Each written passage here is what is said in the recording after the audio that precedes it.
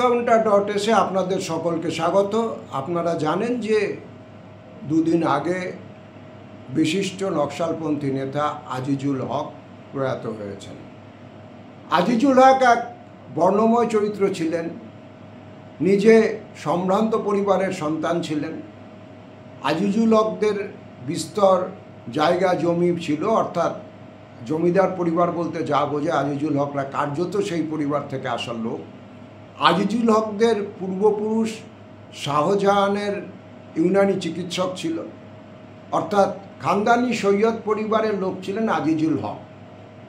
কিন্তু এহেন আজিজুল হক তার যাবতীয় আভিজাত্যের ইমান এবং নিশানকে সরিয়ে রেখে সরাসরি কমিউনিস্ট আন্দোলনে যোগ দিয়েছিলেন এবং সিপিআই থেকে সিপিআইএমএল এবং তারপরে দ্বিতীয় কেন্দ্রীয় কমিটি নকশালপন্থীদের একটি গোষ্ঠী, যারা সিপিআইএমএল বহুধা বিভক্ত হয়ে যাওয়ার পর যে গোষ্ঠীটার নেতা ছিলেন আজিজুল হক এবং নিশীথ ভট্টাচার্য চারু মজুমদারের অনুগামী হিসেবে, সেটাকে তিনি অনুশীলন করবার চেষ্টা করেছিলেন তার জ্ঞান এবং বিশ্বাস অনুযায়ী।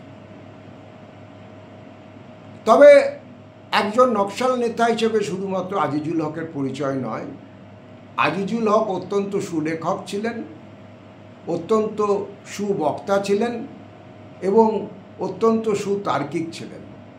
আজিজুল হকের একটা সহজ সরল উপমা দিয়ে মানুষের কাছে বোধযোগ্য ভাষায় কোনো বিষয়কে উপস্থিত করবার একটা অনায়াস ক্ষমতা ছিল। আপনারা প্রত্যেকে জানেন, বিশেষ করে যারা নকশালপন্থী রাজনীতি সম্পর্কে একটু খোঁজ খবর রাখেন, যে কংগ্রেস জমানাতে এবং বামফ্রন্টের জমানাতে দুই জমানা মিলিয়ে আজিজুল হক প্রায় 18 বছর কারাগারে কাটিয়েছেন।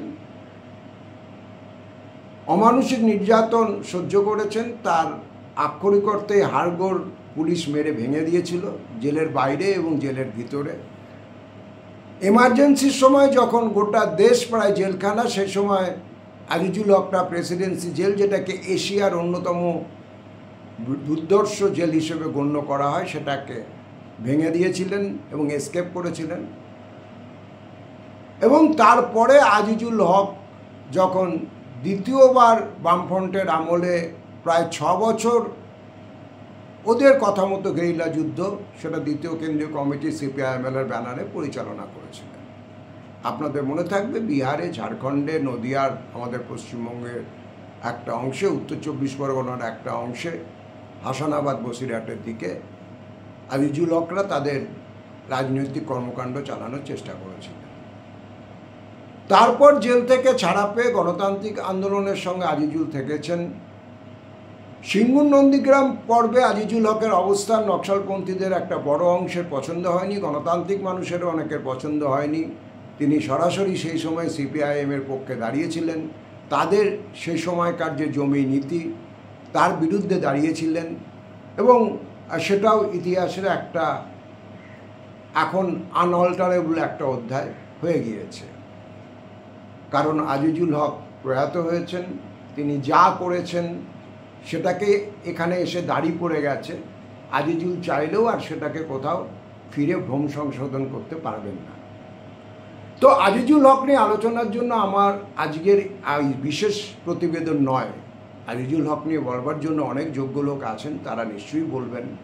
আমি যতদূর জানি একটা কেন্দ্রীয়ভাবে স্মরণসভা হবে, যেখানে আজিজুল হকের সময় থেকে যারা কমিউনিস্ট আন্দোলনের সঙ্গে আছেন তাদের অনেকে বলতে আসছেন। আমি একটা তথ্য, ইন্টারেস্টিং তথ্য, যেটা মনে হলো আপনাদের সঙ্গে শেয়ার করা উচিত, সেটা শেয়ার করবার জন্য এসছি।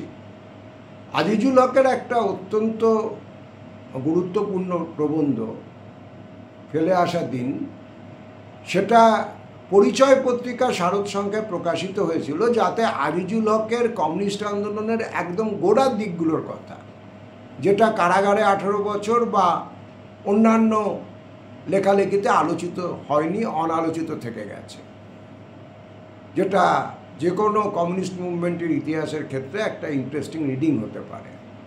এখন পরিচয়ের সেই শারদ সংখ্যাটা ফুরিয়ে গেছে, অথচ এই লেখাটির কথা আজিজুল প্রয়াত হওয়ার পর একটু বেশি প্রচার হয়েছে।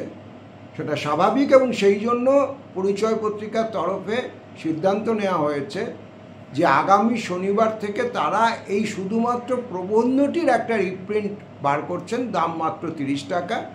এটা পাওয়া যাবে হচ্ছে গ্রেস সিনেমা হলের পাশে যে ঘোষ কেবিন আছে তার দোতলায় পরিচয় পত্রিকা দপ্তরে। প্রচ্ছদ থাকছে হিরণ মিত্রের। আপনারা যারা হিরণ মিত্রের নাম শুনেছেন, বিখ্যাত প্রথিতযশা শিল্পী, তিনি আজিজুল হকের এই পুস্তিকাটির প্রচ্ছদ চিত্রটা এঁকে দিয়েছেন। আমাদের বন্ধু রাজনৈতিক কর্মী বাসু আচার্যর কাছ থেকে আমি এই তথ্যটা বিশদে পেয়েছি। তো আমার মনে হলো অনেকে যারা বিভিন্ন বিষয় আমাকে বলেন যে আগে জানালেন না, জানালে আমরা চেষ্টা করতাম সংগ্রহ করবার। তো আমি এবার এই খবরটা পাওয়ার সঙ্গে সঙ্গে আপনাদের সঙ্গে শেয়ার করলাম, অনেক আগে শেয়ার করে রাখলাম। এই আজিজুল হকের ফেলে আসা দিন যেটা নিবন্ধ, সেটা পুস্তিকা আকারে বেরোচ্ছে, 30 টাকা দাম। 5 কপি যদি একসঙ্গে নেন 25% একটা কমিশন পাবেন। বুঝতেই পারছেন যে এটা একান্তই অবাণিজ্যিক উদ্যোগ, নাহলে এই টাকার মধ্যে এখন কিছুই হয় না। আর এটা পরিচয় পত্রিকার তরফে অন্তত ঘোষণা অনুযায়ী যে আগামী 26 তারিখ থেকে এটা পত্রিকা দপ্তরে অ্যাভেলেবল থাকবে। তো সুতরাং সেটা আমি আপনাদের কাছে পেশ করলাম। আপনারা যারা উৎসাহী তারা এটা একটু দেখে নেবেন।